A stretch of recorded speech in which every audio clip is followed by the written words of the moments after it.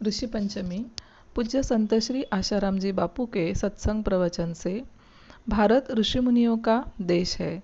इस देश में ऋषियों की जीवन प्रणाली का और ऋषियों के ज्ञान का अभी भी इतना प्रभाव है कि उनके ज्ञान के अनुसार जीवन जीने वाले लोग शुद्ध सात्विक पवित्र व्यवहार में भी सफल हो जाते हैं और परमार्थ में भी पूर्ण सफलता प्राप्त करते हैं। ऋषि तो ऐसे कई हो गए जिन्होंने अपना जीवन केवल बहुजन हिताय बहुजन सुखाय बिता दिया। हम उन ऋषियों का आदर करते हैं, पूजन करते हैं। उनमें से भी वशिष्ठ, विश्वामित्र, जमदग्नि, भारद्वाज, अत्रि, गौतम और कश्यप आदि ऋषियों को तो सप्तर्षि के रूप में नक्षत्रों के प्रकाश पुंज में निहारते हैं ताकि उनकी चिरस्थायी स्मृति बनी रहे। ऋषियों को मंत्रदृष्टा भी कहते हैं। ऋषि अपने को कर्ता नहीं मानते। जैसे वे अपने साक्षी दृष्टा पद में स्थित होकर संसार को देखते हैं, वैसे ही मंत्र और मंत्र के अर्थ को साक्षी भाव से देखते हैं। इसलिए उन्हें मंत्रदृष्टा कहा जाता है। ऋषि पंचमी के दिन इन मंत्रदृष्टा ऋषियों का पूजन किया जाता है। इस दिन विशेष रूप से महिलाएं व्रत रखती है। ऋषि की दृष्टि में तो न कोई स्त्री है न पुरुष, सब अपना ही स्वरूप है। जिसमें भी अपने आप को नहीं जाना है, उन सब के लिए आज का पर्व है। जिस अज्ञान के कारण यह जीव कितनी ही माताओं के गर्भ में लटकता आया है, कितनी ही यातनाएं सहता आया है, उस अज्ञान को निवृत्त करने के लिए उन ऋषि मुनियों को हम हृदयपूर्वक प्रणाम करते हैं, उनका पूजन करते हैं। उन ऋषि मुनियों का वास्तविक पूजन है उनकी आज्ञा शिरोधार्य करना। वे तो चाहते हैं देवो भूतवा देवम यजेत, भगवान के होकर भगवान की पूजा करो। ऋषि असंग दृष्टा साक्षी स्वभाव में स्थित होते हैं। वे जगत के सुख दुख, लाभ हानि, मान अपमान, शुभ अशुभ में अपने दृष्टा भाव से विचलित नहीं होते। ऐसे दृष्टा भाव में स्थित होने का प्रयत्न करना और अभ्यास करते करते उसमें स्थित हो जाना ही उनका पूजन करना है। उन्होंने खून पसीना एक करके जगत को आसक्ति से छुड़ाने की कोशिश की है। हमारे सामाजिक व्यवहार में, त्योहारों में, रीत रिवाजों में उन्होंने कुछ न कुछ ऐसे संस्कार डाल दिए कि अनंत काल से चली आ रही मान्यताओं के पर्दे हटे और सृष्टि को ज्यों का त्यों देखते हुए सृष्टिकर्ता परमात्मा को पाया जा सके। उन ऋषियों के प्रति कृतज्ञता व्यक्त करने के लिए उनका पूजन करना चाहिए। ऋषि ऋण से मुक्त होने का प्रयत्न करना चाहिए। वैज्ञानिक दृष्टि से भी यह बात सिद्ध हो चुकी है कि मासिक धर्म के दिनों में स्त्री के शरीर से अशुद्ध परमाणु निकलते हैं। उसके मन प्राण विशेषकर नीचे के केंद्रों में होते हैं। इसलिए उन दिनों के लिए शास्त्रों में जो व्यवहार नियम बताए गए हैं, उनका पालन करने से हमारी उन्नति होती है।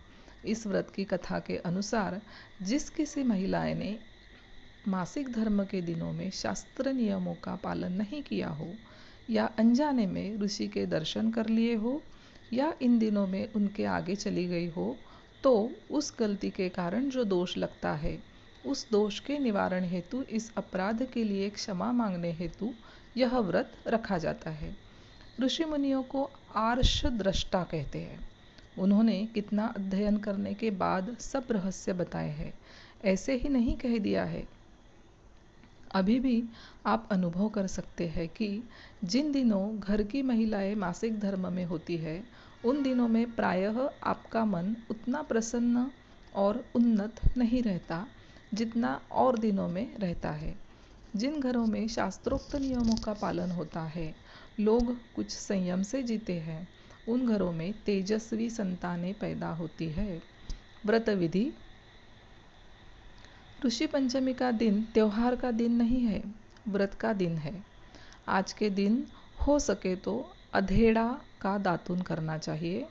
दांतों में छिपे हुए कीटाणु आदि निकल जाए और पायरिया जैसी बीमारियां नहीं हो तथा दांत मजबूत हो, इस तरह दांतों की तंदुरुस्ती का ख्याल रखते हुए यह बात बताई गई हो, ऐसा हो सकता है। एक दिन शरीर पर गाय इस दिन शरीर पर गाय के गोबर का लेप करके नदी में 108 बार गोते मारने होते हैं।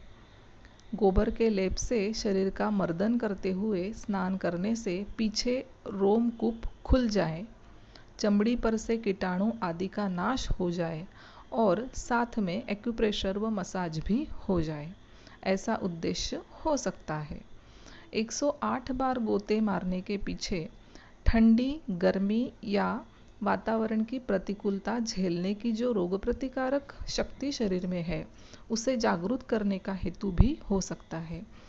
अब आज के ज़माने में नदी में जाकर 108 बार गोते मारना सबके लिए तो संभव नहीं है, इसलिए ऐसा आग्रह भी मैं नहीं रखता हूँ। लेकिन स्नान करो तब 108 बार हरि नाम लेकर अपने दिल को तो हरिरस से ज़रूर नहलाओ। स्नान के बाद 7 कलश स्थापित करके सप्त ऋषियों का आवाहन करते हैं। उन ऋषियों की पत्नियों का स्मरण करके उनका आवाहन, अर्चन, पूजन करते हैं। जो ब्राह्मण हो, ब्रह्मचिंतन करता हो, उसे 7 केले घी शक्कर मिलाकर देने चाहिए, ऐसा विधान है। अगर कुछ भी देने की शक्ति नहीं है और न दे सके तो कोई बात नहीं, पर दोबारा ऐसा अपराध नहीं करेंगे, यह दृढ़ निश्चय करना चाहिए। ऋषि पंचमी के दिन बहनें मिर्च, मसाला, घी, तेल, गुड़, शक्कर, दूध नहीं लेती। उस दिन लाल वस्त्र का दान करने का विधान है। आज के दिन सप्तर्षियों को प्रणाम करके प्रार्थना करें कि हमसे कायिक, वाचिक एवं मानसिक जो भी भूले हो गई हो, उन्हें क्षमा करना।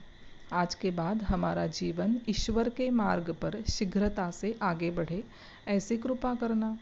हमारी क्रियाओं में जब ब्रह्म सत्ता आती है, हमारे रजोगुणी कार्य में ब्रह्मचिंतन आता है, तब हमारा व्यवहार भी तेजस्वी, दैदीप्यमान हो उठता है।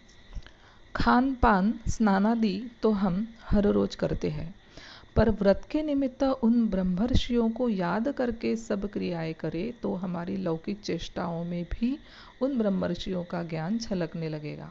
उनके अनुभव को अपना अनुभव बनाने की ओर कदम आगे रखें तो ब्रह्म ज्ञान रूपी अति अद्भुत फल की प्राप्ति भी हो सकती है। ऋषि पंचमी का यह व्रत हमें ऋषि ऋण से मुक्त होने के अवसर की याद दिलाता है। लौकिक दृष्टि से तो यह अपराध के लिए क्षमा मांगने का और कृतज्ञता व्यक्त करने का अवसर है, पर सूक्ष्म दृष्टि से अपने जीवन को ब्रह्मपरायण बनाने का संदेश देता है। ऋषियों की तरह हमारा जीवन भी संयमी, तेजस्वी, दिव्य ब्रह्म प्राप्ति के लिए पुरुषार्थ करने वाला हो, ऐसी मंगल कामना करते हुए ऋषियों और ऋषि पत्नियों को मन ही मन आदरपूर्वक प्रणाम करते हैं। ये लोक कल्याण सेतु अगस्त 2003 से है। ऋषि पंचमी के दिन कश्यप, अत्रि, भारद्वाज, विश्वामित्र, गौतम, जमदग्नि व वशिष्ठ तथा माता अरुंधति का प्रणाम करके प्रार्थना करें कि हमसे कायिक, मानसिक, वाचिक जो भी भूले हो गई है, उन्हें क्षमा करना। आज से हमारा जीवन ईश्वर के मार्ग पर शीघ्रता से आगे बढ़े, ऐसी कृपा करना। फिर अपने गुरु का पूजन करें। इस दिन हल से जूते हुए अन्न का सेवन न करें। मिर्च, मसाले, नमक, घी, तेल, गुड़ आदि भी त्याज्य है। हरिओम।